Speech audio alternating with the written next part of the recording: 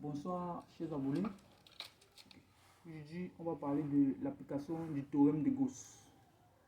Donc, on va déterminer, je vais déterminer le champ électrostatique créé par une sphère en un point M en se servant du théorème de Gauss.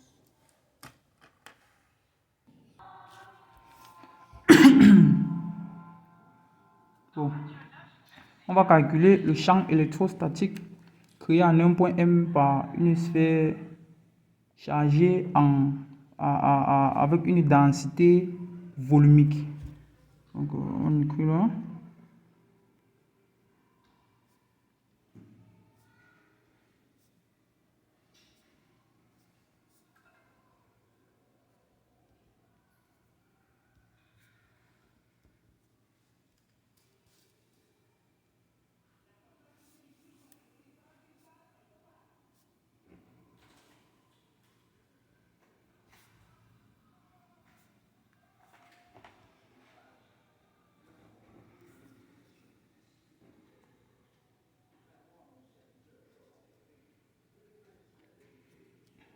Bon, voilà notre sphère.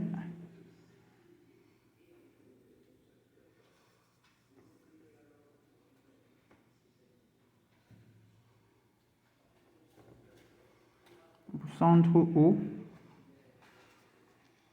Ok.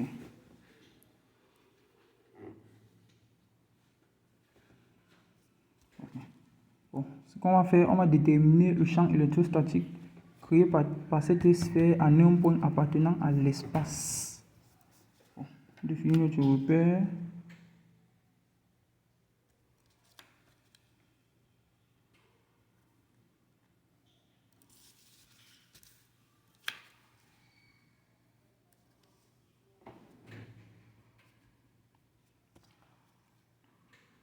Centre O, ici on a Y, ici on a X, ici on a Z. Bon. Déjà, le système de coordonnées que nous allons utiliser ici, c'est le système de coordonnées sphérique. On va utiliser le système de coordonnées sphérique. Et n'oublions pas que dans cet exercice, la répartition de charge est volumique. La répartition de charge est volumique. Donc, on va avoir D de Q sera égal à ρ D de taux. Voilà, D de Q est égal à ρ D de taux. C'est une répartition de charge volumique. Bon. Maintenant, nous allons étudier les symétries et les invariances. On met astérisque, étude de symétrie. Étude de symétrie. Bon. Ce système présente deux plans de symétrie. Nous avons le plan UR,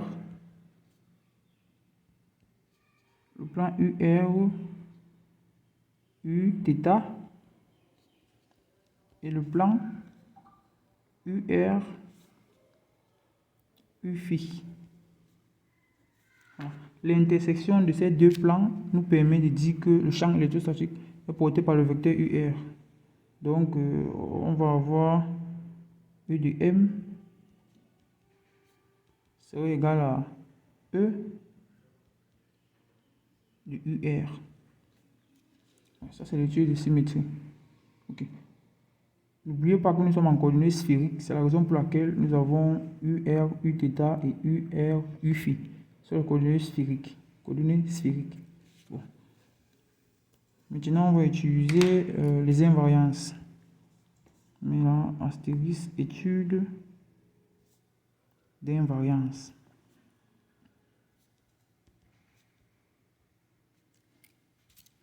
Bon. Le système-ci présente une invariance par rotation autour de l'axe O. Donc, une invariance par rotation, par toute rotation autour de l'axe O. Invariance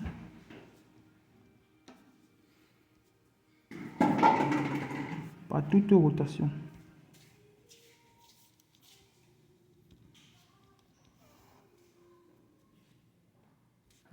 Invariance par toute rotation autour de l'axe O. Donc, le champ électrostatique ne dépendra que de la composante R. Donc on va avoir E de M, c'est égal encore à E de R. Il ne va dépendre que de R. Donc en gros, E de M en vecteur c'est égal à ER porté par le vecteur UR. Parce que nous sommes en coordonnées sphériques. N'oubliez pas, nous sommes en coordonnées sphériques. Donc, les composantes X, Y, Z n'appartiennent pas à ce système, à ce type d'exercice, puisque c'est une sphère. Ok. Bon. Maintenant, il y a deux cas. Nous avons le cas où le point M est situé dans un plan extérieur à la sphère. Nous avons le cas où le point M est situé à l'intérieur de la sphère. Puisqu'on a demandé de calculer le champ électrostatique en tout point de l'espace. Donc, on met là astérisque.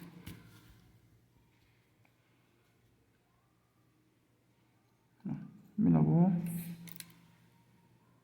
bon, on rappelle la formule du théorème de Gauss. On a phi est égal à double intégrale sur le contour fermé de E scalaire d de s en vecteur sur la surface de Gauss qui est égal encore à charge contenue à l'intérieur de la surface de Gauss sur E0.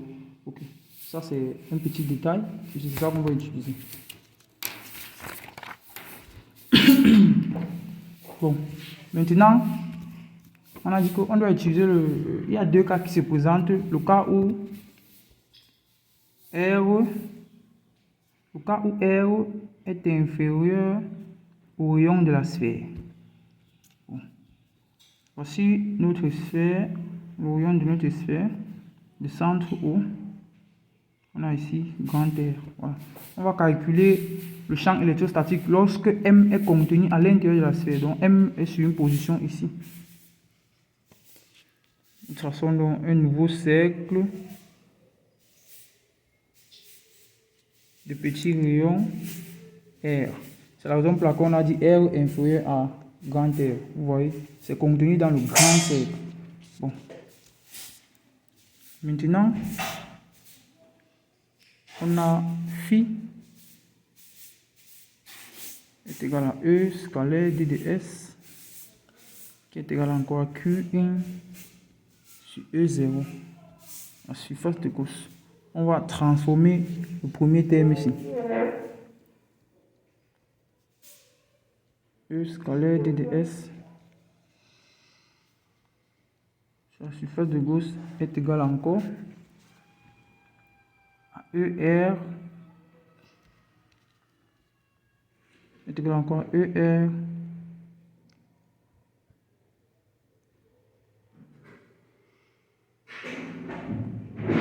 est égal encore à ERS. S étant la surface du petit cercle ici. Ok.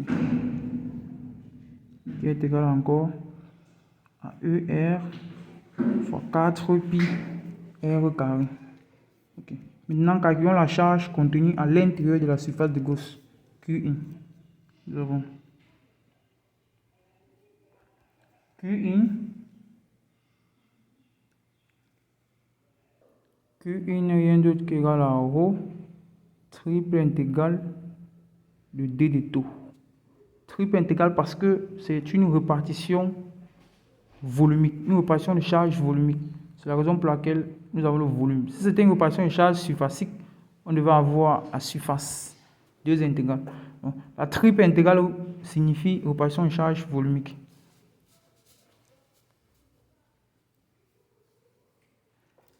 Ok. Ça veut dire que Q1 donne encore ρ. Ça c'est ρ, masse volumique, fois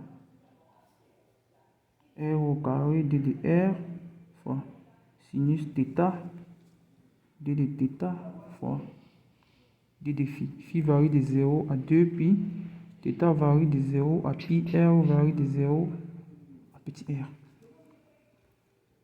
Donc ici, ça fois ça va faire 4 pi, ici ça fait 1 tiers, ça fait 4 tiers de pi, R au cube ρ. Ça c'est Q1. On porte donc ça, on vient remplacer ici. Ça va faire phi qui est égal à encore à ER fois 4 pi R au carré qui est égal encore à Q1 sur E0, ça va faire 4 pi R au cube rho sur 3 E0.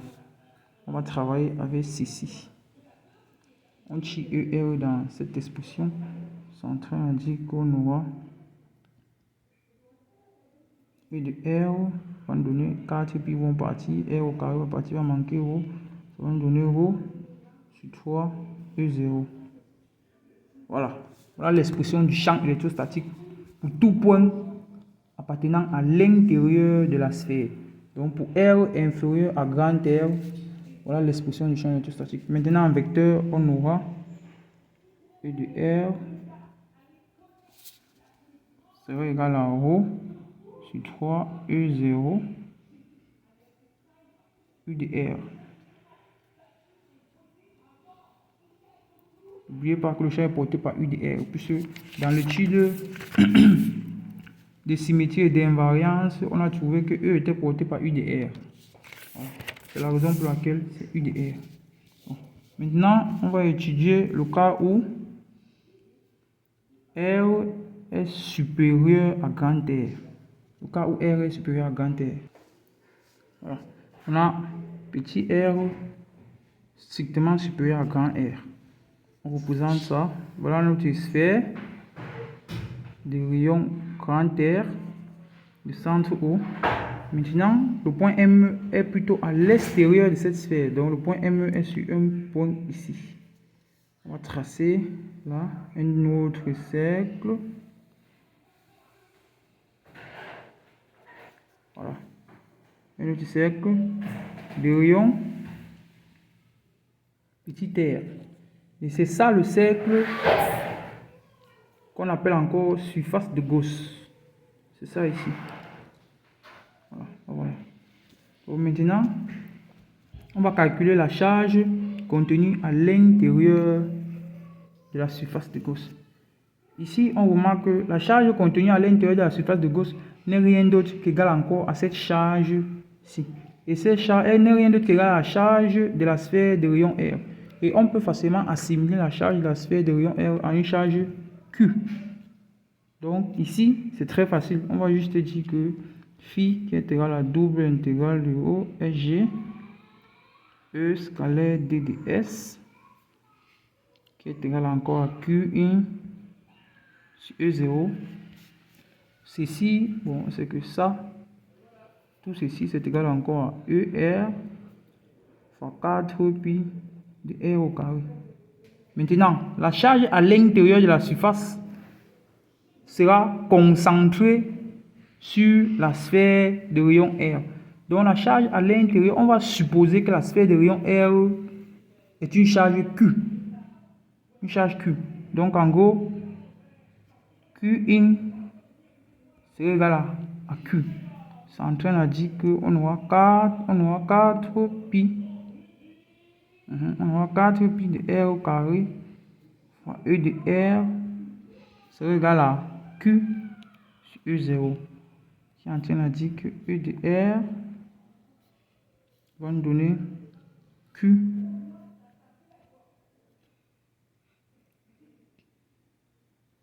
E de R va nous donner Q sur 4 pi R au carré E0. Simple comme bonjour. Voilà. Ça, c'est le champ créé en un point M extérieur à la sphère. Ouais. En vecteur, on va avoir E de R. C'est égal à Q sur 4 pi R au carré E0. U de R. Simple comme bonjour. Donc, c'est tout ce qui concerne le champ électrostatique créé par une sphère en un point M de l'espace, en tout point M de l'espace, sachant que la sphère a une répartition de charge volumique. Je dis bien volumique parce qu'on a D de Q est égal à rho D de tau. La prochaine fois, je vais vous préparer une autre vidéo dans laquelle nous sommes plutôt en présence d'une répartition de charge surfacique. Donc, si la vidéo vous a plu, n'oubliez pas de liker. Bonne soirée.